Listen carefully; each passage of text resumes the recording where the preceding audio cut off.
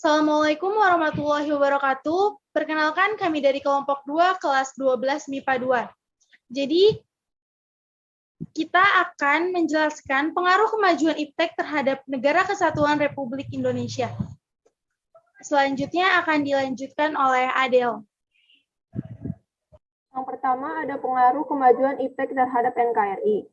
Iptek merupakan akronim dari Ilmu Pengetahuan dan Teknologi. Istilah ini terbentuk dari dua hal yang berbeda, tetapi berjalan beriringan mencapai satu hal yang sama, yakni kemajuan kehidupan makhluk Indonesia. Iptek tidak bisa dilepaskan dari kedua hal tersebut. Teknologi takkan tercipta tanpa adanya ilmu pengetahuan, sedangkan ilmu pengetahuan tak akan bisa berkembang dengan munculnya terobosan-terobosan baru tanpa adanya teknologi. Keduanya harus dijalankan dan dimanfaatkan dengan maksimal dan sebaik-baiknya demi kemajuan kehidupan seluruh makhluk bumi ini. Yang selanjutnya adalah landasan hukum pengaruh kemajuan iptek.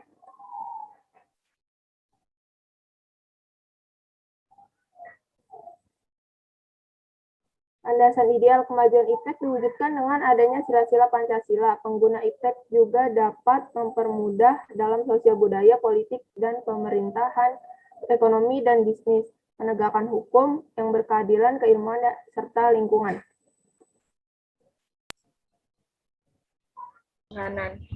Sila ini menekankan bahwa pengembangan iptek dimaknai sebagai bentuk syukur pemberian akal oleh Yang Maha Esa, sehingga dalam proses pengembangan iptek tidak dibuat untuk mencederai keyakinan umat beragama.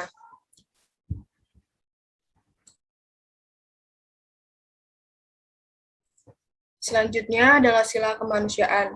Sila ini menekankan bahwa dalam pengembangan iptek harus dengan cara-cara yang berberi kemanusiaan dan tidak merugikan manusia individual maupun umat manusia yang sekarang maupun yang akan datang agar dapat mensejahterakan masyarakat atau manusia. Yang ketiga adalah sila persatuan. Sila ini mengingatkan agar pengembangan iptek ditujukan untuk seluruh tanah air dan bangsa secara merata. Selain itu, sila ini juga memberikan kesadaran bahwa rasa nasionalisme bangsa Indonesia dapat meningkat dengan adanya kemajuan iptek. Yang keempat ada sila kerakyatan. Sila ini menekankan agar membuka kesempatan yang sama bagi semua warga untuk dapat mengembangkan iptek dan merasakan hasilnya sesuai kemampuan dan keperluan masing-masing sehingga tidak terjadi monopoli iptek.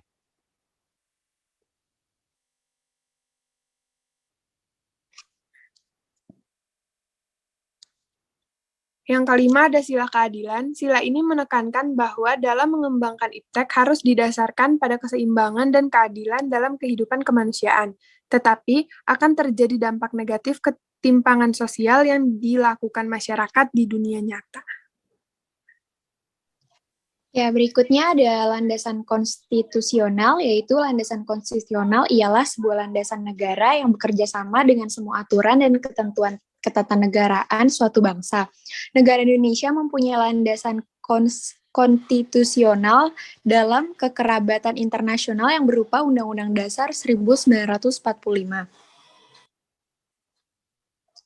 Yang selanjutnya, yang pertama ialah Peraturan Perundang-undangan dan Kebijakan Pembangunan Iptek UUD tahun 1945 pasal 31 ayat 5 yang berbunyi pemerintahan memajukan ilmu pengetahuan dan teknologi dengan menjunjung tinggi nilai-nilai agama dan persatuan bangsa untuk memajukan peradaban serta kesejahteraan umum manusia. Yang kedua ada UU nomor 18 tahun 2002 tentang Sistem Nasional Penelitian, Pengembangan dan Penerapan Ilmu Pengetahuan dan Teknologi. Pasal 4 yaitu Sistem Nasional Penelitian. Pengembangan dan penerapan ilmu pengetahuan dan teknologi bertujuan memperkuat daya dukung iptek bagi keperluan mempercepat pencapaian tujuan negara serta meningkatkan daya saing dan kemandirian dalam memperjuangkan kepentingan negara dalam pergaulan nasional. Pasal 14 yaitu pemerintahan. Pemerintah daerah dan atau badan usaha dapat membangun kawasan, pusat peragaan, serta sarana dan prasarana ilmu pengetahuan dan teknologi lain untuk memfasilitasi sinergi dan pertumbuhan unsur-unsur kelembagaan dan menumbuhkan budaya ilmu pengetahuan dan teknologi di kalangan masyarakat. Selanjutnya ada landasan konvensional. bahwa landasan ini untuk menjamin pengakuan serta penghormatan atas hak dan kebebasan orang lain dan untuk memenuhi tuntunan yang adil sesuai dengan pertimbangan keamanan dan ketertiban umum dalam suatu masyarakat yang demokratis, perlu dilakukan perubahan terhadap Undang-Undang Nomor 11 Tahun 2008 tentang Informasi dan Transaksi Elektronik agar terwujud keadilan, ketertiban umum, dan kepastian hukum. Selanjutnya ada landasan instrumental. IPTEK dapat mempermudah dalam pelaksanaan landasan-landasan instrumental, karena dengan IPTEK, pemerintah lebih mudah dalam memperoleh informasi pemberlakuan, peraturan, dan pertimbangan pembentukan. Landasan instrumental dikaitkan dengan perilaku manusia, maka hasilnya berupa nilai dan norma yang berlaku.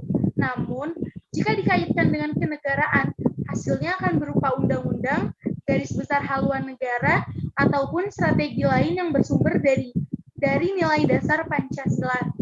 Berikut adalah contoh landasan instrumental dalam bidang pendidikan. Surat Edaran Sesjen Nomor 15 Tahun 2020 tentang pedoman penyelenggaraan belajar dari rumah dalam masa darurat penyebaran COVID-19. Selanjutnya ada kasus yang berhubungan dengan IPTEK. Lanjut. Di sini sesuai judulnya, yaitu kasus pinjaman online di Cengkareng, 6 orang ditetapkan tersangka.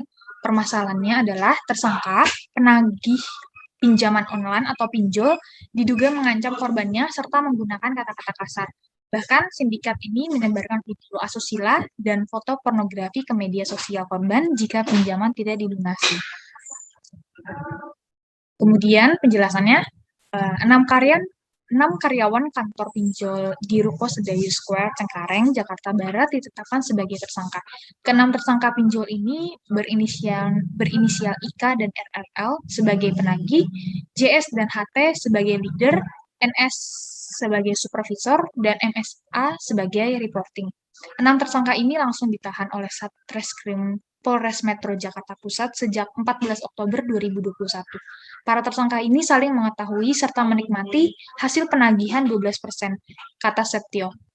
Kemudian barang bukti yang telah diamankan oleh polisi dalam pengungkapan kasus pinjol ini adalah 57 unit CPU komputer, 56 ponsel, 2 laptop, dan sebuah CCTV.